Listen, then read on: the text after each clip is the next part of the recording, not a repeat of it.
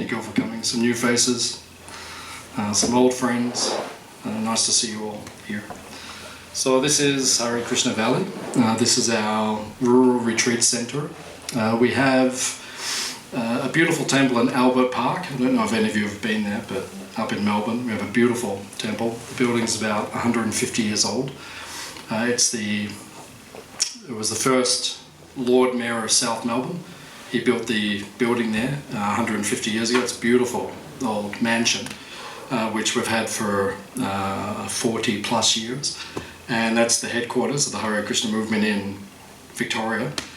And then we brought farms because we decided to expand into the rural areas as well. So we have 3 farms in Australia.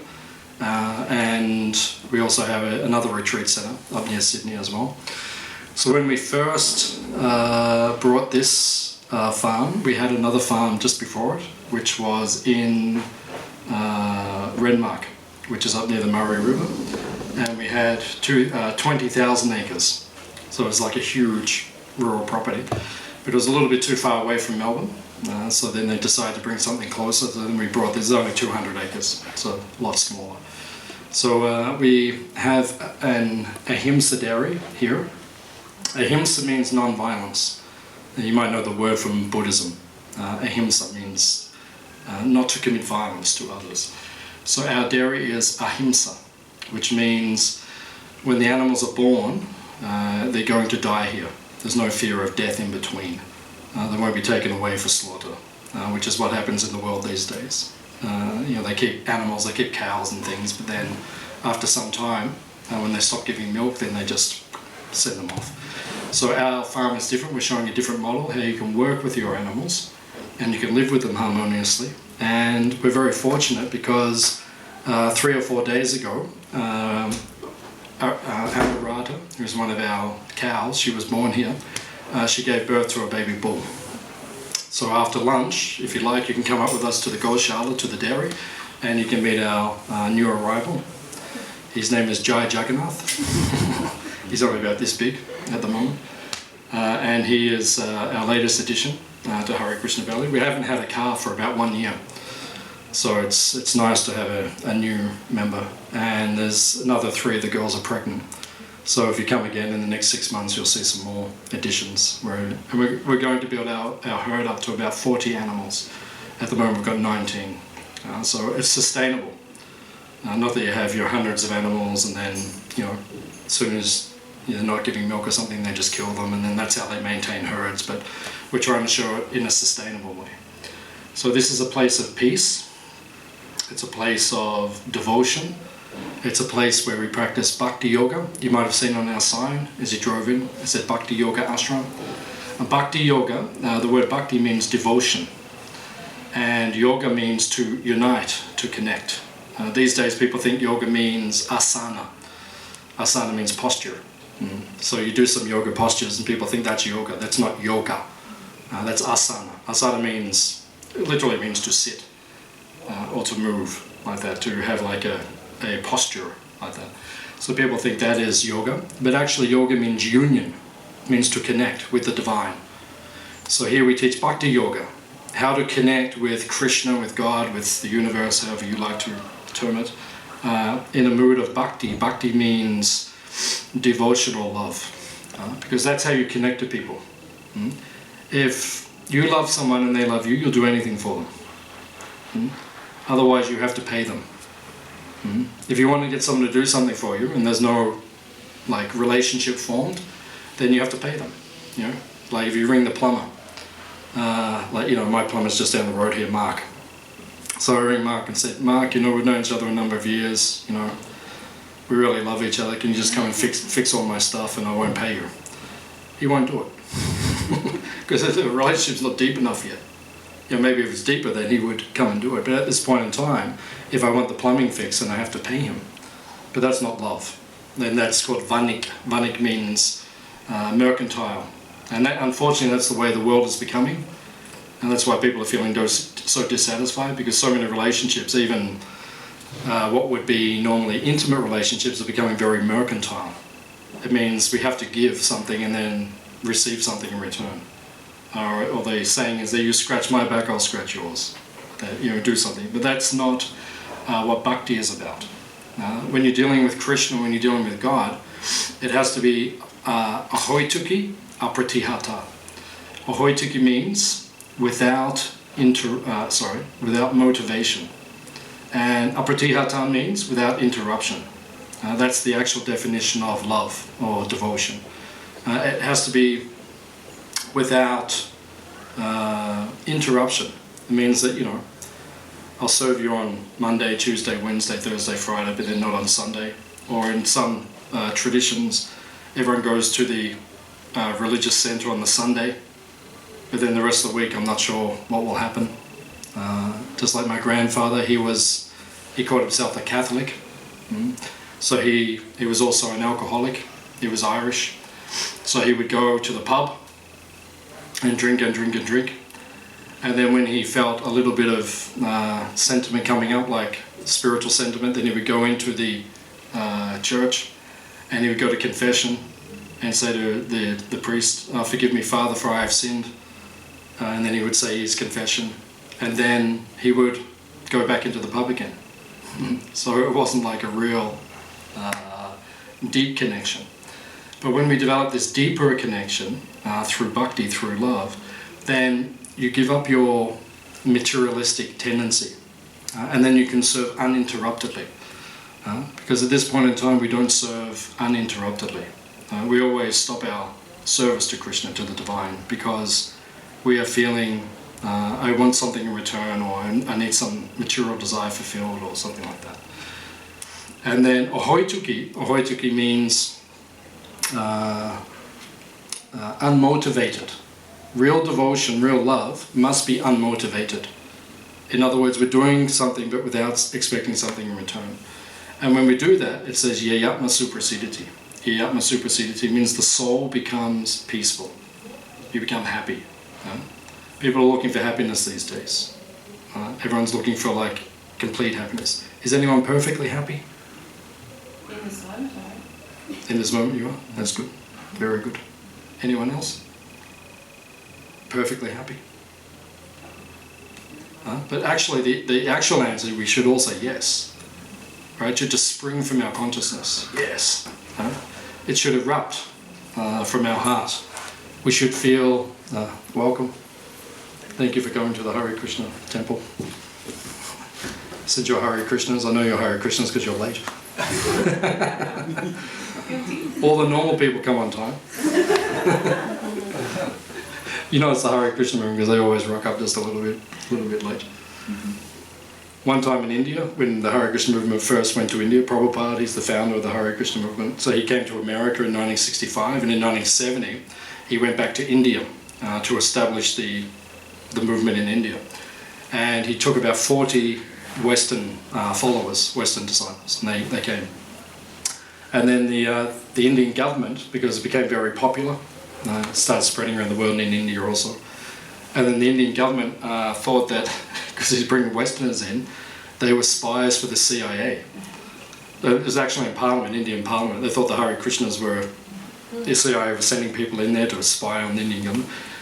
And then they were discussing it in Parliament, and then someone said, "Oh, they're spies for the CIA." And one of the parliamentarians said, "No, they're not the CIA." He said, "You ring the temple, no one even picks up the phone. How can they be the CIA? There's none." So thank you, Hare Krishnas, for your little bit of disorganization. We appreciate it. No, that's it. Thank you for coming. That's how we know you're actual members. So, uninterrupted and unmotivated. That's how we become completely happy, because the nature of the soul, who we actually are, we're not the body. The body is just temporary. Everyone is identifying with the body and the mind. And and the ego, as long as you identify with the body, the mind and the ego, you will suffer in this world. Does that make sense? Does anyone here know what I'm talking about tonight? Completely. Yeah, completely. 100%. Yeah, because we identify with the body, the mind, and the ego, you will suffer. So how do you get beyond suffering? We all want to get beyond suffering. Become an alcoholic. What's that? Become an alcoholic. Yeah, become an alcoholic. Yeah. Or a Krishna.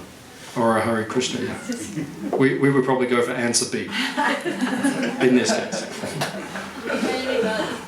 What's that? Can you be both? Can you be both? Not No. not authentically. Not authentically. We welcome everyone. We welcome everyone. But we cure alcoholism. We cure drug addiction. Like I haven't touched alcohol or any substance for 30 years. And there's not even a desire in my heart for those things. We can evaporate those things very quickly. Just like Boy George. Anyone heard of Boy George? Yeah, so Boy George, bow down, Mr. Hare Rama, Hare Krishna. He wrote that song, went #1 in many countries in the world. He was a drug addict, right? And then he hung out with us for a bit of time, and now he's free again. He's not taking substances again. Many people have been in that situation. So to cure suffering, we have to understand who we actually are. And who are we actually? No? We are the Atma. Atma means the soul. So we have to stop identifying with the body, which is temporary, identifying with the mind, which is temporary, identifying with the ego, which is false, right? And if we can transcend that and understand who we actually are, our spiritual identity, then we can experience perfect happiness. That's why I say, is anyone perfectly happy? No one's putting their hand up, except one person who is at the moment, which is very good. Very good. So, perfectly happy, but we should be perfectly happy all the time. Why are we not? Because we're not identifying with who we actually are. If you understand who you actually are, you're the soul. And then what is the soul's function? It is to serve the Supreme Soul. Krishna, God, however you like to describe it. And when you're acting in that bhakti or that devotion, you will feel completely happy. You'll feel perfectly happy all the time. Yayatma suprasidati. Suprasidati means like bursting with happiness. Anandam buddhivardhanam. Ananda means like an ocean of happiness. Not what we're having at the moment. What we're having at the moment is just like, the cheap kind of used version or the leftover version. It's not real happiness. It's just like this thing. Actually, quite often happiness in this world is just the period in between two periods of suffering. Right? When you're not suffering, you say, okay, I'm happy. That's not happiness, that's just relief of suffering. Just like in the old days, if you're a witch, they used to tie you to the end of a log and they put you underwater. People used to do this to other people. Very strange, but they used to do that. So put the witch underwater and she's under there for a minute, bursting, her lungs are bursting for oxygen, then lift you up, right? And then you complete relief and then bang, back down again, right? So that person who comes up might say, I'm happy, just in that moment. Are you happy, witch? Yes! Like bang, back down again. That's just relief of suffering. That's not actual happiness. Actual happiness is on the spiritual platform. It doesn't cease and it actually expands continuously. That's what the Hare Krishna movement is for. To experience that, to spread that, to give that freely. That's what.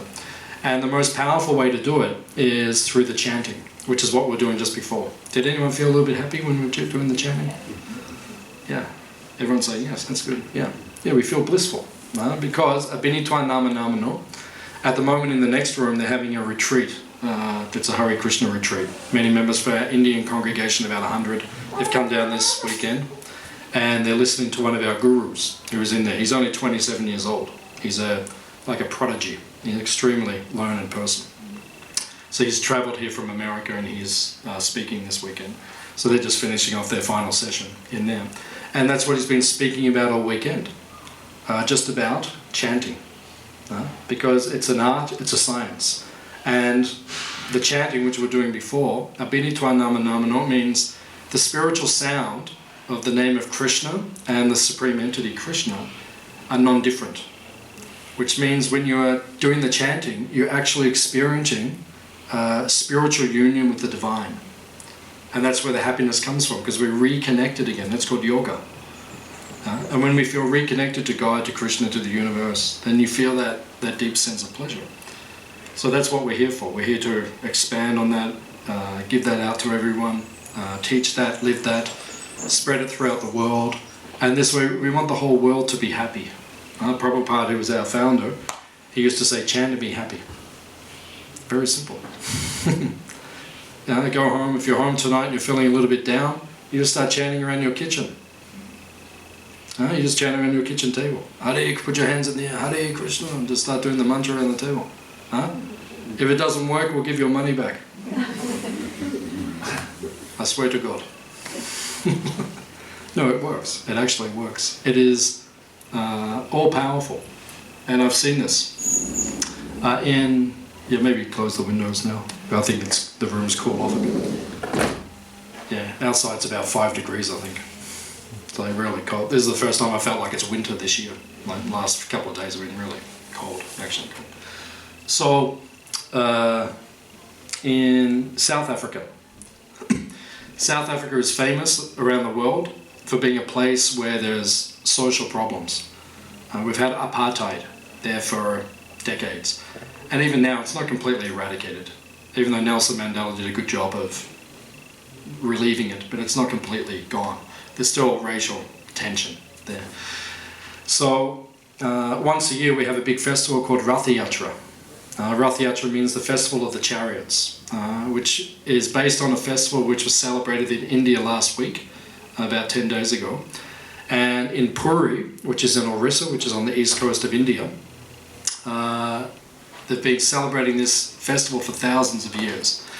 And there's three huge chariots. Rath means chariot. More Hare Krishnas, welcome. Thank you. Perfect. So these 3 chariots go down the main street of Puri, which is one town in India, and 1 million people come to this event. It's a huge gathering of humanity, and we celebrate that all over the world. We do it in Melbourne, we do it all over the world. And in South Africa, they've been doing it for about 30, 40 years. And some of the government people, they said, we should stop this festival. Don't do this festival in Durban anymore because it blocks up the traffic and it kind of closes down the city, and it's, so it's saying all the negative sides of the festival. So finally they took it to the police department. So they came to the police and they said, should we stop this festival? Is it too much of a problem? And the police said, no, don't stop it. Because they said it's the only day of the whole year in Durban where there's no crime. Because all the groups come together, the blacks, the whites, the Indians, and everyone's peaceful, everyone just chants together. And they get out of the body, because everyone's just thinking, I'm African, I'm South African, I'm like, what do they call the white people in South Africa? They've got a name. Afrikaans, yeah. African or Indian, you think you are the body, but when you get out of that, then everyone becomes peaceful and everyone becomes... So the chanting of Hare Krishna works. So we're spreading it all over the world. We're taking it to the United Nations. We're taking it to the White House. Donald Trump said he's going to start chanting next week. No, I was joking. He's not right. You're being fake. What's that? You're being fake. Yeah. I was being sarcastic. Yeah. We're working on getting to it. Actually, he's done service for us in the past. He had a vacant block of land in Manhattan, and we needed to store some of our chariots for this festival there, and he let us store it there for free, which was nice considering he's very economically orientated. But he actually did some service like that, so he's made some spiritual advancements and benefit. So we're working on him. We're working on the world. So does anyone have any questions or comments on anything that we're discussing or have discussed, or anything you'd like to know about the meaning of life, the universe, everything? And we can try to answer those questions if you have any. Yes, madam. The last time this summer was doing the chanting. Yep. But what are we actually chanting? Does that make sense? I mean, are we actually saying something that means something? I mean, that means something in that language. What does it mean to me? Do you know what I mean? Is there a way of translating it? The meaning of the mantra? Yeah. Yeah.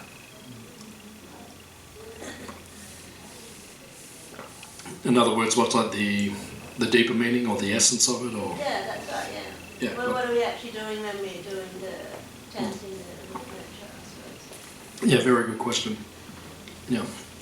I actually don't know. I've been doing it. He's joking again. I've just been doing it for 30 years and it works, so I just like it.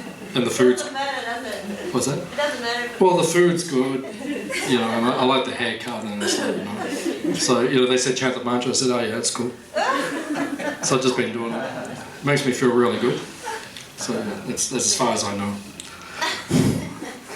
So what does it mean? Yeah, it's a good question, because we should understand what we're doing in life. And that's the problem, because in many traditions, our tradition and all the traditions of the world, sometimes people lose contact and it becomes ritualistic. They don't understand. Just like in India, we have a famous example. When someone gets married in India, they have big festivals. You know, the weddings go for 3 days. How long did yours go for when you went to? Huh? How long did when you went back to India? 4 days. 4 days. Oh. You had to do 4 days. She's not even from India, but she married in India in a 4-day wedding. It was fun, actually. It was fun. Yeah, would have been fun. 4 days. Yeah, that's cool. That's called karma. 4-day wedding. Right. So that's what happened. They have these weddings. But a lot of sometimes in the villages, they don't understand like the rituals in the wedding. Everyone's just doing this and they're doing that, but they don't understand. And it's said that hundreds of years ago, they decided that at certain weddings in certain parts of India, in order for the wedding to be auspicious or successful, you had to have a cat under a basket. So whenever there's a wedding, they make sure there's a cat under the basket, right? So it makes the wedding auspicious. And then everyone just puts the cat under the basket. And then someone asked one day, why is the cat under the basket? He said, oh, my grandmother did it. Oh, the cat under the basket. So the story was, when they went back hundreds of years, there was a cat running around, and the old lady just grabbed the basket, put the basket on top of the cat. And then, so the next wedding, you know, someone thought, oh, you have to have a cat under the basket. So then someone put it, so then it's been going for hundreds of years, the cat under the basket. No one knows what's going on. So we should not do that. Prabhupada, who's the founder of the Hare Krishna movement, he said, blind following is condemned. You know, if you're just doing it just because everyone else is doing it, then why are you doing it? And actually that's why I became a Hare Krishna, because I don't follow things blindly. I need reasons and answers and logic and intellectual reasoning as to why we do something. Otherwise I won't do it. So even as a Hare Krishna, like for the last 30 years I've been practicing this, I question everything. I don't just do anything because, you know, someone says, oh, I just do this or just do that. I need to know why. And so your question's very good. But I don't know what the answer is. No, I'm joking. So the answer is that the names, it's made up of names of Krishna. Names of God. So, as we said, there is no difference between the names of Krishna and Krishna himself, God himself. So the word Hare refers to the feminine energy of God. And God is a man, he's a male. So if you see in all the pictures, he's the bluish cowherd boy. That's Krishna. That's what God looks like. According to the ancient teachings, that's what he looks like. And then he has a female counterpart, who is his eternal consort. Her name is Radha, and that is her. She's sitting next to him in all the pictures. He's dancing with him, or feeding the peacock with him, or feeding the cows with him. So Hare refers to the feminine aspect. So it refers to her. So we say Hare Krishna and Hare Rama. Rama's the name of him and Krishna's the name of him. So Hare is in the mood of devotion or love, which is what we were speaking about. If you want to approach him, reconnect with him, you have to have pure devotion. And she has the purest devotion. So before we approach him, we say Hare, we approach her and we say, please engage me in his service. So the literal Prabhupada, who is our founder, he said the translation is, O Lord, or energy of the Lord, please engage me in your service. So that's the most simple definition. And in the next room they're giving the complicated definitions as we speak. Because it goes, like our tradition goes into a very, very deep explanation of everything. And actually what he was speaking this morning, I was listening to the lecture, he's a great scholar. Yeah, he was going to a very deep understanding of what the mantra is, because the mantra is made of 8 sets of 2 words. So each of the 2 sets has like a deeper meaning as we go in. But obviously that's beyond the comprehension of most of us. So in the beginning we just have to understand that chanting is good and begin to do it. And then once you understand that, then you can come back for the next retreat and you can understand the esoteric part. But that's what we're literally doing. We're just saying, please engage me in service. Yeah, yeah. And it's purifying. Yeah, that's what we're doing. We're trying to purify our consciousness, because our consciousness at this point in time has become impure. All of us have material desires which are unnecessary.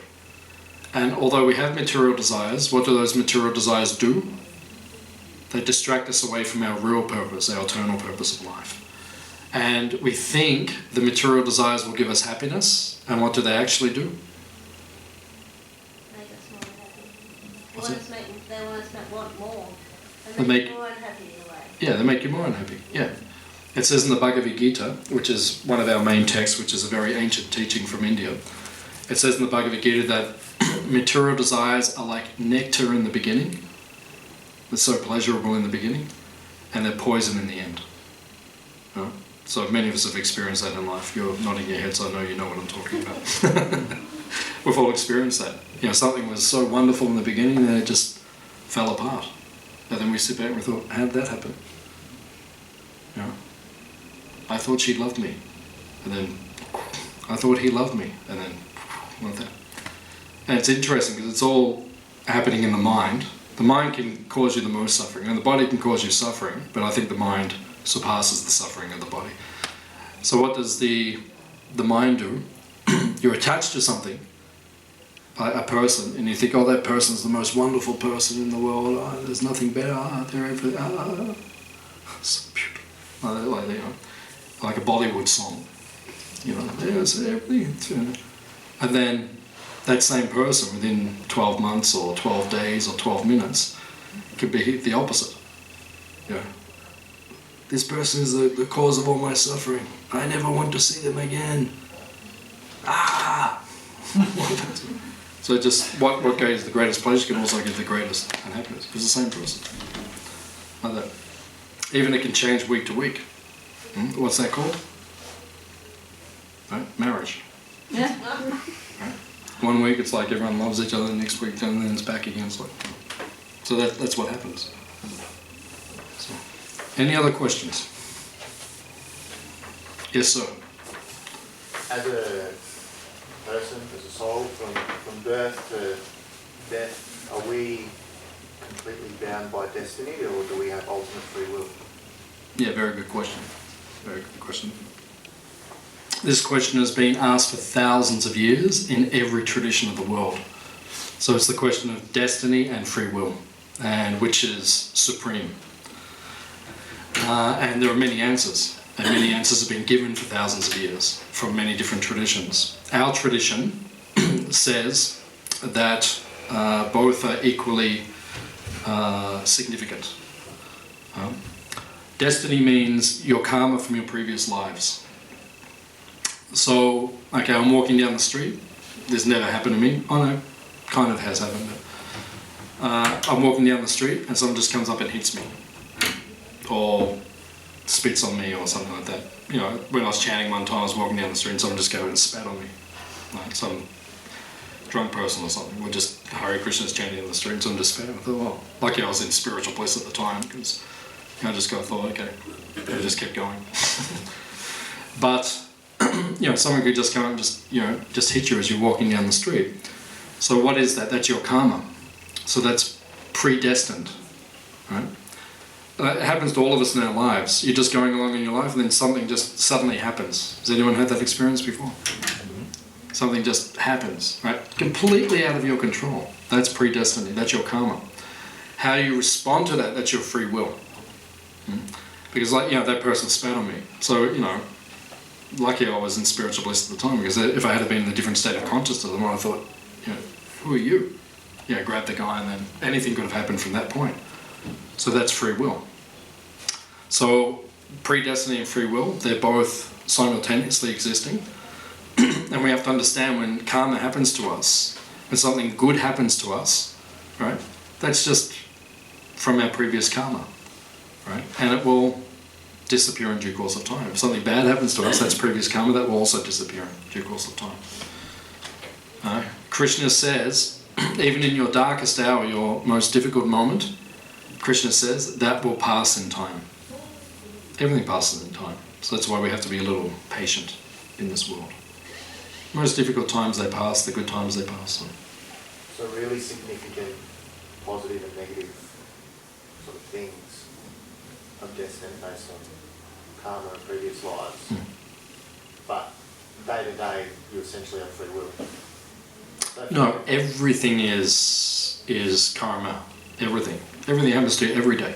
That's your karma. Not just the significant stuff, everything. Day to day. Your free will means, how do I go forward? Karma means what's happened in the past. You did things in the past, those karmic reactions come to you in this lifetime. How you respond to it and what you choose to do in the future, that's free will, that's in your control. So we've made a lot of mistakes in our life. Has anyone made any mistakes in their life? Once or twice? We all make mistakes, right? We all make mistakes.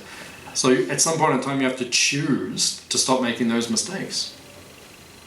Like I got people who write to me on Facebook every couple of months or a couple of weeks. Oh, you know, it's going really bad. I want to change. You know, can I come down here and spend time with you guys? So I write back to them, yes you can. They don't come. And then a couple of months later, it's all falling apart. Can I hang out with you guys? Yes you can. They don't come. What can I do? So free will is not being used properly. Free will is not being used properly. Karma keeps coming, but then you don't change anything. What's the point if you don't change? What's the point? What's the point? Because some people would say, like, it doesn't matter what you do, it's like, even for me to lift my arm. Even though I think I consciously did it was destiny, pre-written 10 billion years ago, it wasn't going to do it anyway.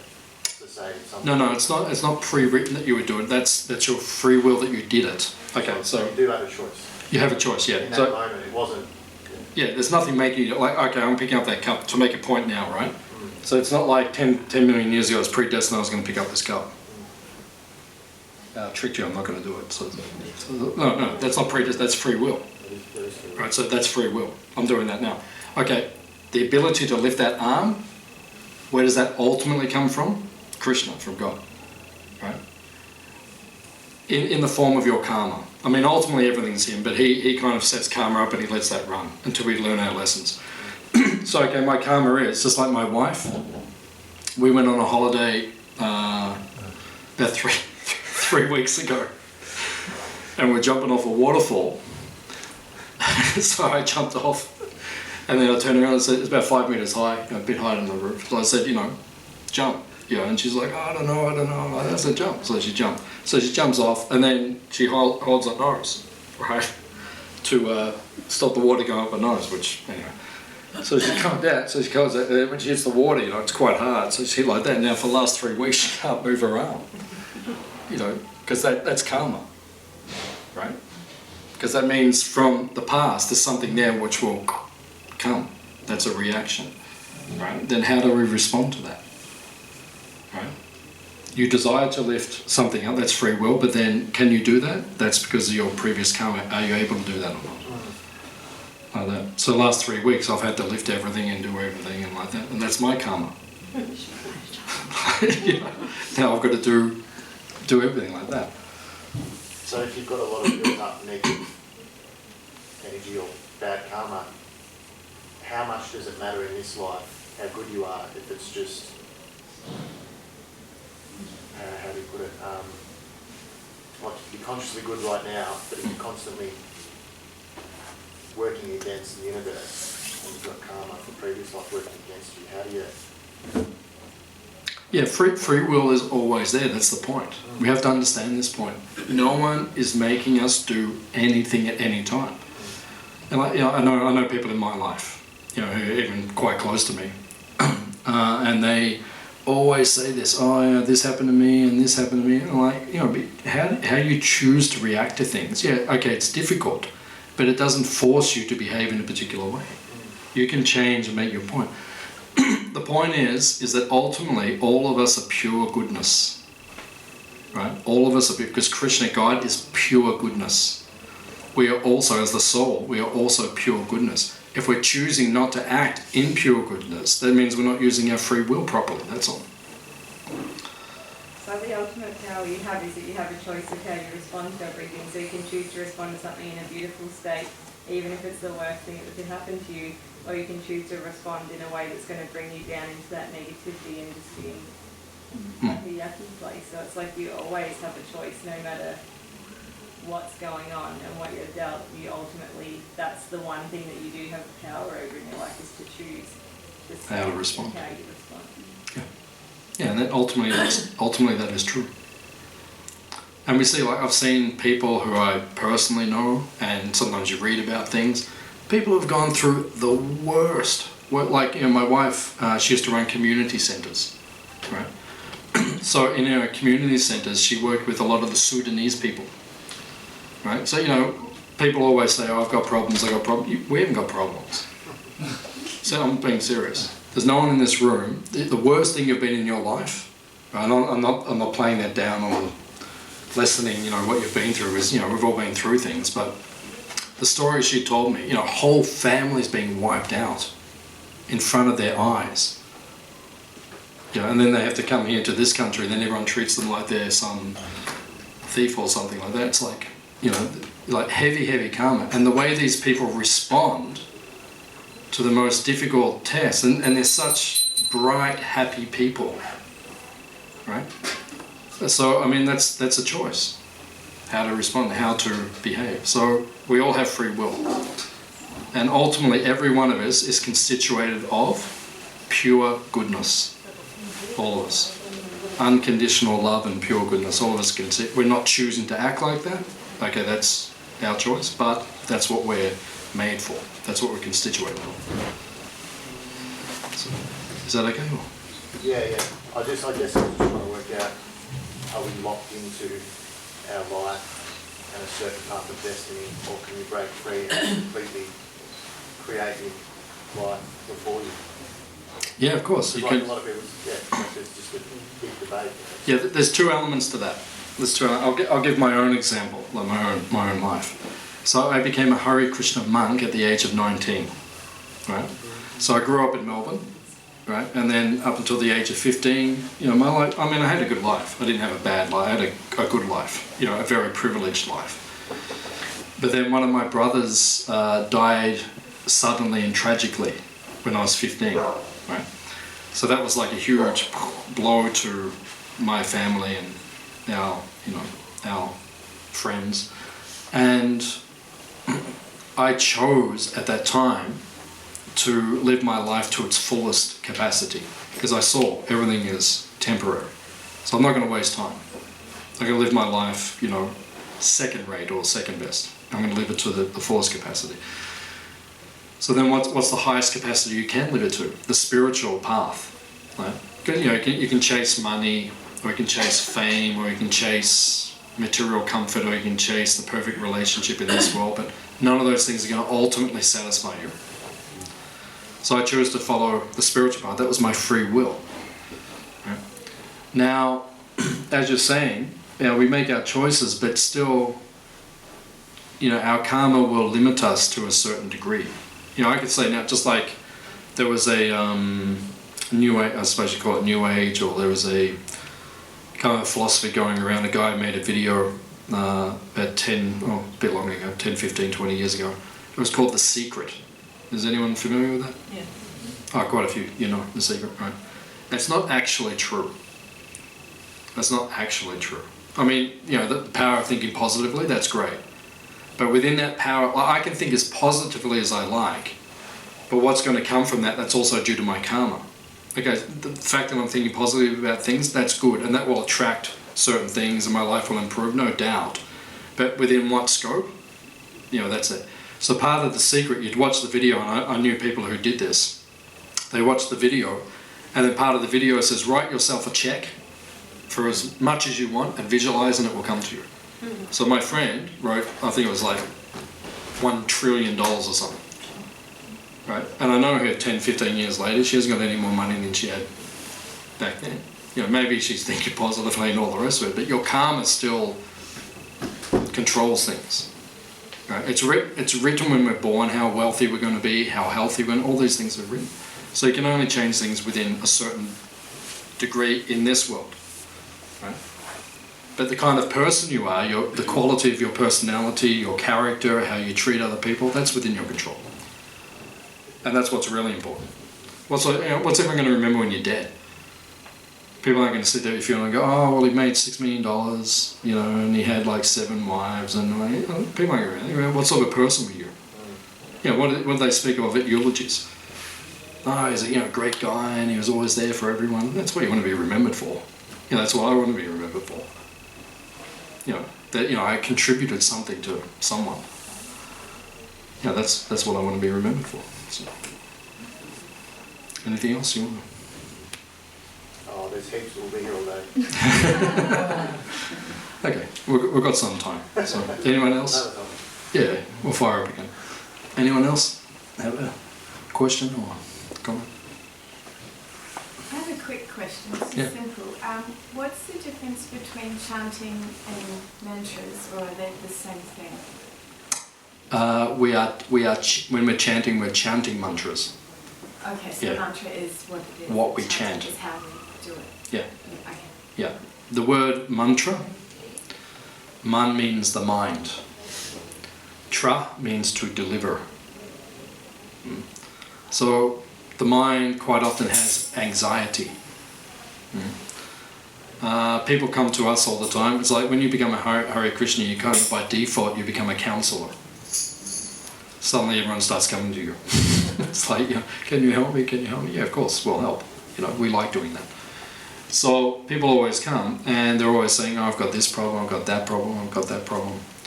So that's why we recommend using the mantra, reconnecting to Krishna, reconnecting to God. Because when you do, it relieves the mental anxiety.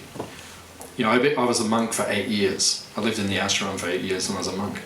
And there's always problems in life, but by and large, I chanted 2 hours, chanted the mantra for 2 hours every day. By and large, your anxieties in your mind, and they just evaporate. And I remember when I came home in 1989, and I came home, and I'd been reading Hare Krishna books for about 9 months, and I never discussed it with my mother.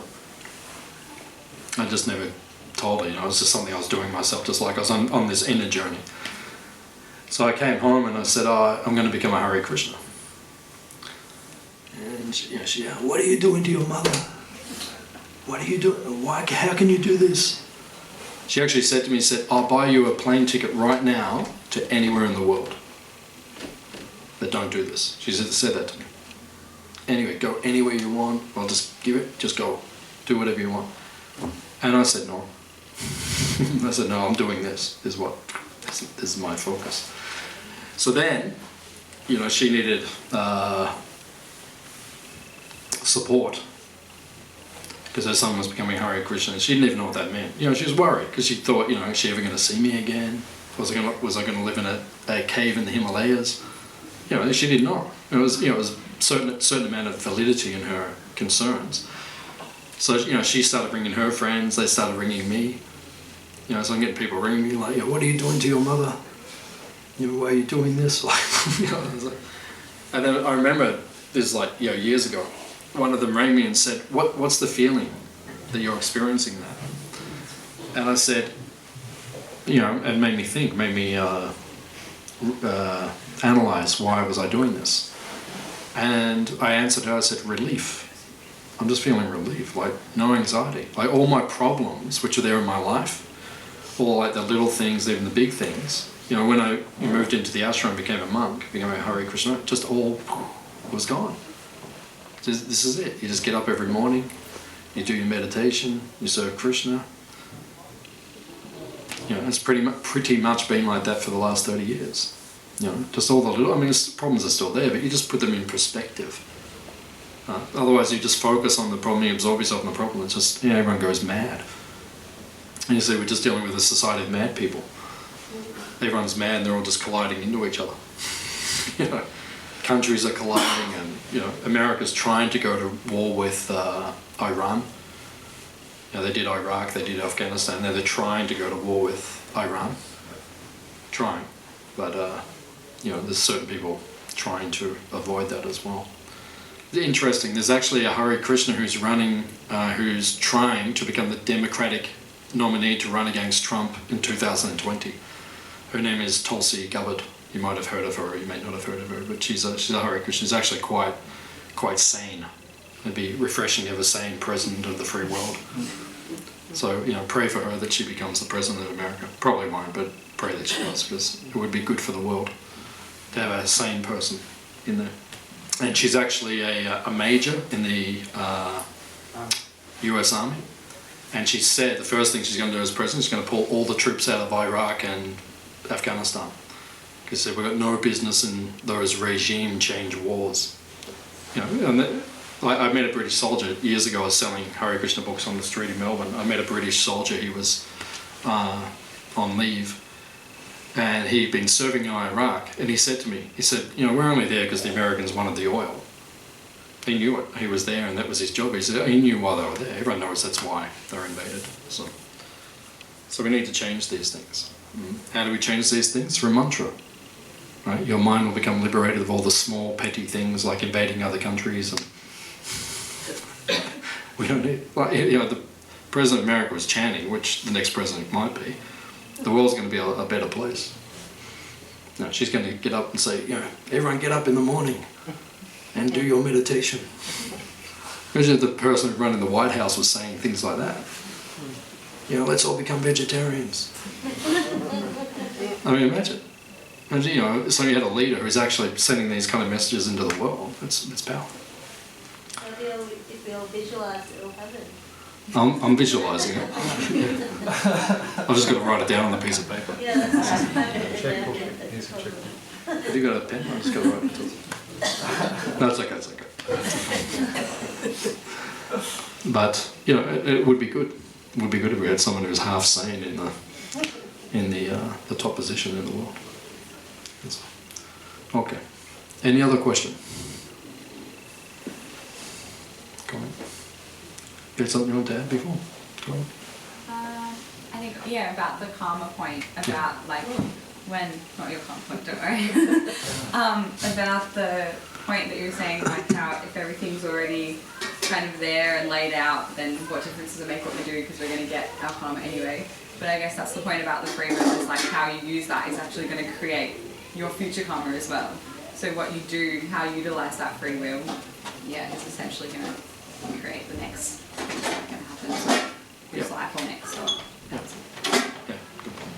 Yeah, like so someone comes up the street, hits you, so that you've got free will right at that point. I haven't had anyone actually hit me, but I've had people throw things at me and do, you know, while I'm on the street. And I didn't respond. If I had have responded, that could have just set off a whole nother chain reaction, a new karma. Like that. So you've got to learn to choose how to respond to these things. So, any other questions? Madam? What's happening with the little screen? Screen?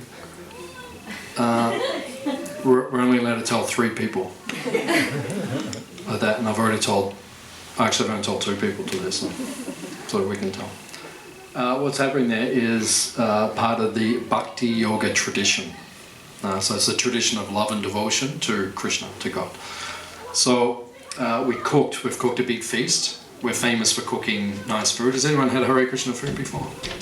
Is it pretty good? Yeah. Could you rate it between 1 and 10? 20. This guy's an addict.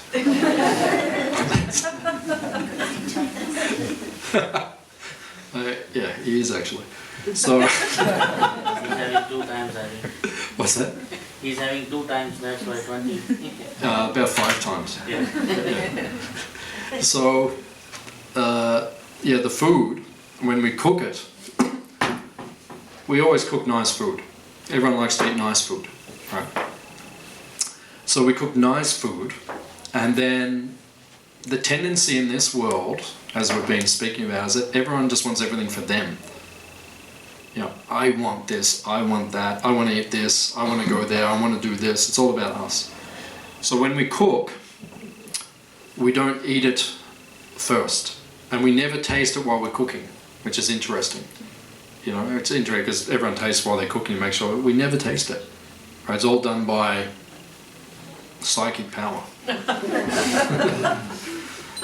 And it's interesting because you will taste our food in about 20 minutes and you'll see everything will be good, I guarantee. And they haven't tasted it while they're cooking. Right? So the mentality is that the first plate, which is what Tarini's just done, we set up a table there for Krishna, for God. Then we have these statues or pictures where he is depicted, where he enters to accept our offering. And then we bring the first plate and we offer it to him. And we say, this is for you first. So it gets us out of the mentality that everything's for us. We put Krishna first, and that's how to be happy. And then what does he do? He eats it. He blesses it. And because he actually touches it, I mean, we can't see because we have material eyes and he's a spiritual entity, but he actually eats it. And the food becomes what we call prasadam, or blessed. And then when you eat it, that's the special ingredient in the Hare Krishna food. Because sometimes people say, why does it taste so good? We offer it with love, and he directly tastes it, and then it becomes spiritualized. And just by eating it, you become purified, because it's been touched by the Supreme himself. So it is the yoga of eating. So it's part of the Bhakti Yoga process. And you can become incredibly spiritually purified and advanced just by eating Hare Krishna food. You can actually attain enlightenment through one pakora. It is so powerful. One pakora, you can see God himself. You can see Krishna dancing with his friends right in front of you. Yeah, when we try. Huh? When we try pakora. Even when you're frightened? Yeah, it's true. So that's our meditation. Yeah, we don't do it for ourselves, that's the point. Because, I see people these days, they can't even let it out of the kitchen. People are tasting and eating and even, that's not the mentality. We'd never do that, ever. All right? We cook, we offer it to Krishna. Once he's enjoyed it, then we all enjoy it. But we're second, he's first. That's love. Love is, you're first, I'm second. What's the motto in this world? I'm first, you're second. No? And how far has that got everyone? Look at Western civilization. It's all about me. Everyone says these days, it's about me. It's about me. Coca-Cola, one of the biggest companies in the world. Enjoy. Just enjoy. And people say, well, that's their motto. Enjoy. Like, oh yeah, that's really working for everyone. Just, everyone get into yourself and see how that goes. No, it doesn't work like that. Right? Put everyone else first, put Krishna first, put everyone else first, and then you'll be the happiest person. You will enjoy the most. That's what we do. We cook everything, and then everyone will come out. We've got 100 people in there. We've got 40 people here. And then we'll serve everyone, right? And then that's how we enjoy. And then we'll eat. We still get something nice to eat. Why do you think we joined? Why do you think I got this haircut? I get free Hare Krishna food. Last 30 years. Didn't have to pay once. I'm living Hare Krishna food. I'll do whatever you want. You want me to dance down the street? I'll dance down the street. I'll wear robes. Free Hare Krishna food. I'll do whatever you want. But the point is, that's real happiness, because Krishna's first, we're second, we're enjoying. So it's a simple philosophy. It's called Bhakti Yoga. .com.au. Yes, sir. What about if you follow that philosophy of helping everyone around you, you're really devoted by it, and maybe give you short-term happiness and gratification, but in doing so you damage yourself in the process, your own life, your own existence.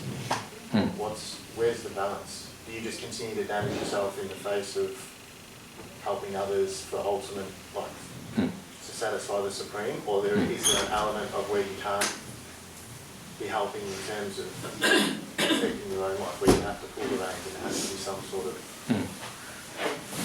Like I understand not being up that end of the spectrum where you're totally selfish, but then there's people that are just totally giving, people pleasing, and then they get taken advantage of and then their own life crumbles. couples apart. So where's the balance in that? Yeah, where's the Is there balance? balance, or do you just... Yeah, it's a very good question, once again. So there's two elements to that question. The first is helping people.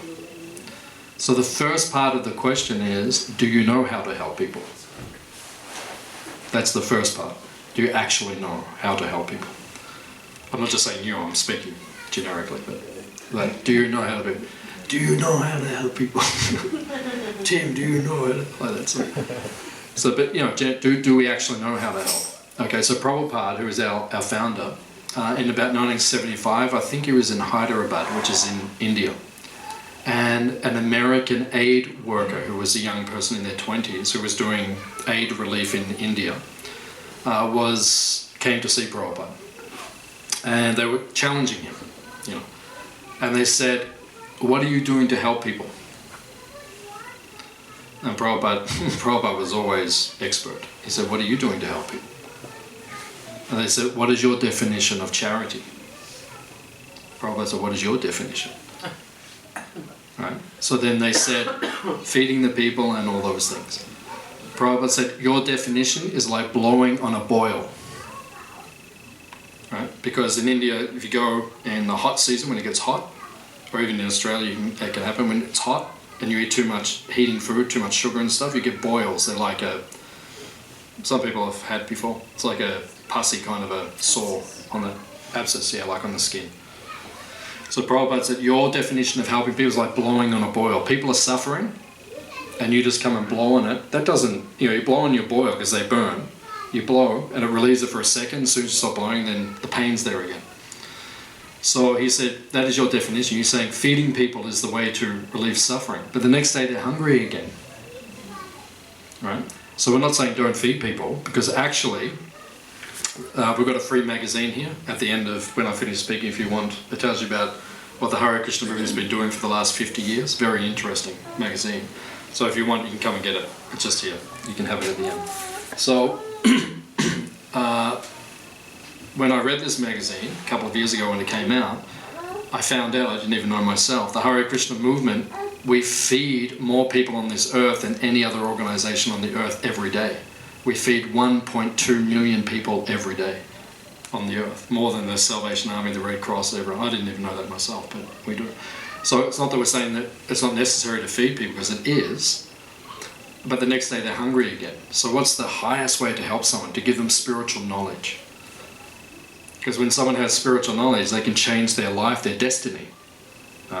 So, if someone's hungry, you feed them, but then after they're finished eating, you say, okay, so let's talk about things. Let's take it to a higher level. So the first point is, do you actually know how to help? That's the first point. Because you might be thinking you're helping, but are you really helping? That's the point. Now the second point is, how much do we have to keep a balance in our life? You have to keep a balance in your life. That's the point. Because all of us are helping people, right? I mean, my life is primarily about helping people. That's my vocation. That's what I do. But if I don't put time into myself, right, keeping myself balanced and spiritually nourished, I can't help people. So that has to be a priority. Both are equally important. Right? So every year I go for a month to India, to the most sacred of all holy places, and I spend a month there just fully absorbing myself in my spiritual practices, so I can recharge, and then I can come back and I can help people. And then along the way, on a daily basis and on a weekly basis, I spend time off just to recharge, to go for walks in nature, right, or to do more spiritual activity, or to recharge myself so that I can help people. Because basically, our job description, we're lifesavers. Right? So it's like down at the beach in summer, you got the lifesavers. So, they have to spend time practicing, right, and doing the drills and keeping themselves fit. Otherwise, if someone's drowning, they can't help them. So, you've got to spend your time so that when the time comes, you can do that. So, yeah, you need both. So it's meritorious. Don't neglect it. You have permission. You have our blessings. You can come down here anytime you want. If you just need time to get away, just come down here and we won't tell anyone where you are. Unless Molly's looking for you. Yeah. So on that, Yeah. you know, you're helping people and whatnot, Yeah. but you need to take time out for yourself. What if somebody asks you for something and mentally you just can't do it, you're exhausted or whatever, and it's like, I need time for myself, but they also need something, and because you can't do it, you feel bad, how are you supposed to cope? Like, what do you do in that instance? There's three, in the Bhagavad Gita, Prabhupada, our founder, he mentions there's three types of work in this world.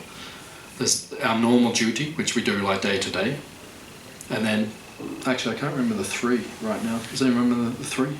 There's capricious, there's your normal duty, and then there's, what's the third one? Anyone remember? Okay, well I'll give you two of the three. I'm sorry I can't, the third one's not jumping in my mind. But one's our day-to-day activity. We all have things that we have to do every day, and the other one is described as capricious. Oh yeah, okay, capricious work means neglectful activities. To neglect other people's, right? That's not acceptable, to be neglectful. And then we have duty, which is what we should be doing. And then there's emergency work. So sometimes things just pop up, which you can't neglect, even though you're busy, but then something really has to be taken care of. So you can't live your life on emergency mode, that's the point. So we have to balance our life, so our whole life's not just emergency. So you have to make those adjustments. Of course, emergencies come up periodically, we deal with it. But if it's becoming too much like that, then you have to say no to things. And you have to, sometimes you have to cut negative people out of your life. Even if they're your family or friends, if they're negative, you have to remove. And that may be difficult, but sometimes you need to do those things. Is that okay? Yeah. You want me to add anything, or you like to add anything? Or? No, but that's the reality. Sorry, here's a question then. Yeah. Say there is someone negative in your life that you need to cut out, or that you feel that you should because it's just not good or whatever. What about the other people that are attached to that person? You know, say for instance it's a family member or whatever. You know, you get together at birthdays, Christmases, whatever. What do you do if you're going to cut someone out, but then you've got all these other people that you're going to be around at the same time with the person that you're going to cut out? Like, how's that supposed to work? It's not easy. Yeah. It's not easy. There's no hard and fast answer to something like that. Like, there's no definitive answer. You know, I mean, the first thing you do, you unfriend them on Facebook. There's That's pretty much all you need to do, and then they know, don't they? Yeah. Unfriend them on Facebook, you're done. Yeah, what is it? There's something you can do on Facebook where you don't unfriend them, but you Unfollow them. Yeah, unfollow them. Unfollow them. Yeah, but you can do that. You can. There's actually, if you need to do this, you can unfollow someone. It means they can't see your stuff, you can't see their stuff, but you haven't unfriended them, and then they're not offended. But I've done it to people. Yeah. People, they're just making ridiculous statements. Like ridiculous. Some people, they say the most ridiculous things, which is just, it's, you know, basically it's offensive to myself and to others. I unfollow them. Just, you can't see my stuff, I can't see your stuff. Just go off and live your, you know, life, which is going in a negative direction, and I'm not going to be a part of it. So stuff like that. So yeah, there's no definitive answer to those kind of things. It's difficult. The one overarching answer we can give is go back to the spiritual world and live with Krishna, because everyone gets along there. Because as long as you're here in this world, it's guaranteed there's going to be friction. So if you want to deal away, there's a place where there's no friction. That's where we're aiming for. Because in this world, there's always friction. So, yeah. So as I'm listening to that, I'm thinking, so if you're allowing others, these sort of people to lead your life, really fundamentally, aren't you taking care of yourself? Aren't you revitalizing yourself, you know, like you go into retreat to fill yourself up? Yep. Clearing away negative people or negative situations or circumstances. It's not just people, you can be living in a negative place as well. Yep. Removing yourself from those things, aren't you taking care of yourself so that you have more to give to those that are open and willing to be part of the collective that is trying to create something beautiful, you know, so that you can all co-create something more beautiful. Because the truth is, when you're with people like that, you're not going to create anything beautiful. They just keep bringing you back down, back down. So removing yourself from those people, at least I feel, is a way of taking care of yourself so that you can do better and bigger things on the planet and make more of a conscious difference on the planet. I was part of the water protectors that tried to stop the pipeline in North America. And I went there, and I didn't stay there very long, just 2 days. And the beauty of thousands of people from all walks of life, from all over the world, coming together, it was really moving, trying to do something really powerful on the planet. They didn't succeed, but they made a difference. They brought conscious awareness, and everybody there was positive. And it was really beautiful. Yeah, that's why we hope Tulsi becomes the next leader of America, because they're the kind of things that she won't tolerate. Well, Marianne Williamson's also running, and she's all about returning to love. Yeah, she's half normal. She's half normal. I think she's quite normal. Well, we'd have to see on every level. Yeah.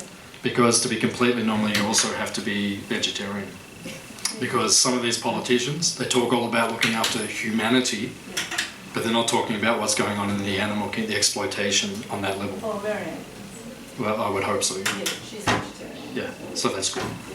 So yeah. Anyway, so that's my, so I'm thinking on a much bigger level so that we can individually work on ourselves, but we affect so much more. Yeah, very good. Very good. Any other questions? Yeah. Last one.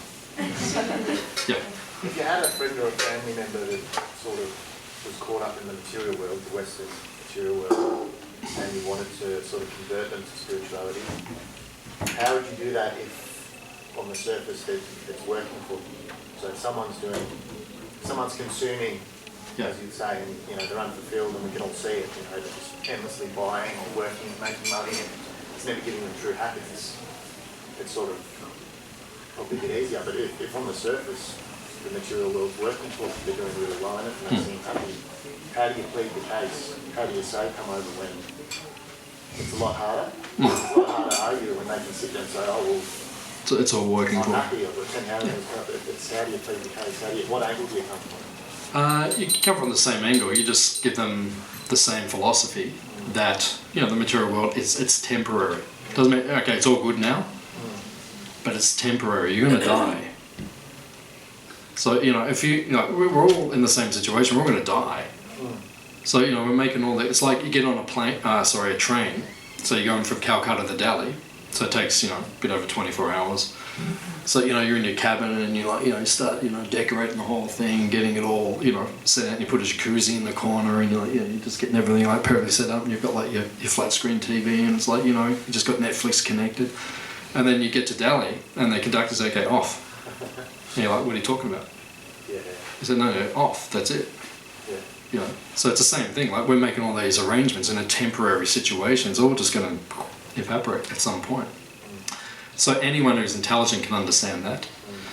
So in the ancient teachings it said there's different types of intelligence. The best type of intelligence, you just hear something and then you will do it. The second best intelligence, you hear it, you understand it, but still you're going to have to make a mistake and then you learn your lesson.